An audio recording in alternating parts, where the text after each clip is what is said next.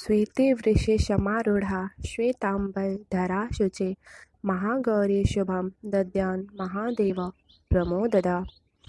नवरात्रि का 8वां दिन माँ भगवती की 8वीं शक्ति माँ महागौरी की उपासना का दिन होता है।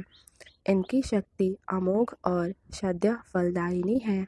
इनकी उपासना से भक्तों के सभी कल्मश धुल जाते हैं। पूर्व संचित पाप भी विनष्ट हो जाते हैं। वह सभी प्रकार से पवित्र एवं अक्षय पुण्यों का अधिकारी हो जाता है। माँ का वर्ण पूर्णतः गौर है। इस गौरता की उपमा शंख, चंद्र और कुंद के फूल से दी गई है। अष्टवर्षा भवेद गौरी, इनकी आयु 8 वर्ष की मानी गई है। इनके समस्त वस्त्र एवं आभूषण आदि भी श्वेत हैं। महागौरी की 4 भुजाएं हैं। इनका वाहन वृषभ है।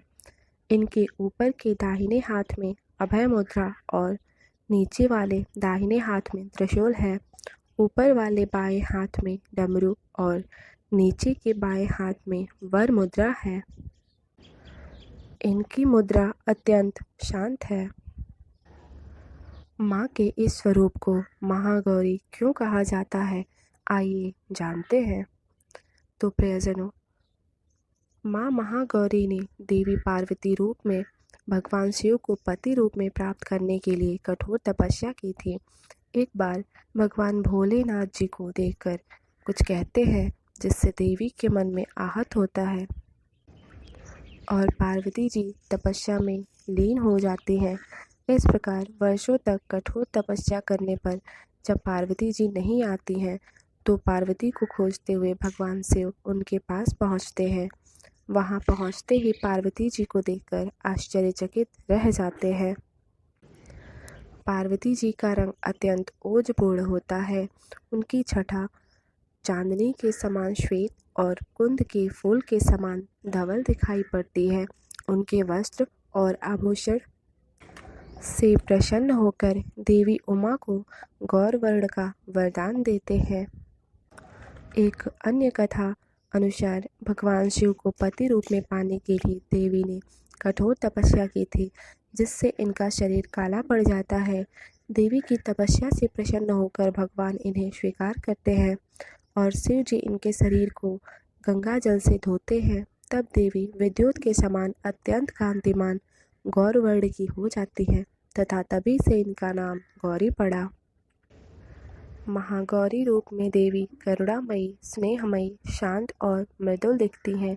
देवी के इस रूप की प्रार्थना करते हुए देव एवं ऋषिगण कहते हैं, सर्वमंगल मांगल्ये शिवे सर्वार्थ साधिके शरण्ये त्र्यंबके गौरी नारायणी नमोस्तुते, नारायणी नमोस्तुते। माँ महागौरी से संबंधित एक अन्य कथा भी प्रचलित है। इसके अनुसार एक सिंह काफ़ी भूखा था। वह भोजन की तलाश में वहां पहुंचा। देवी को देखकर सिंह की भूख बढ़ गई, परंतु वह देवी की तपस्या से उठने का इंतजार करते हुए वहीं बैठ गया। इस इंतजार में वह काफ़ी कमज़ोर हो गया। देवी जब अपने तप से उठी तो सिंह की दशा देखकर उन्हें उस पर बहुत दया आई और माँ ने उसे अपना सवारी बना लिया, क्योंकि एक प्रकार से उसने भी तपस्या की थी। इसीलिए देवी गौरी का वाहन बैल और सिंह दोनों ही हैं। प्रियजनों, महागौरी अपने भक्तों के कष्ट अवश्य दूर करती हैं।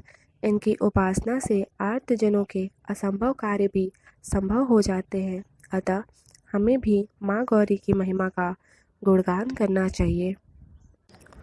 या देवी सर्वभूतेषु माँ गौरी रूपेण संस्थिता नमस्तस्यै नमस्तस्यै नमस्तस्यै नमो नमः।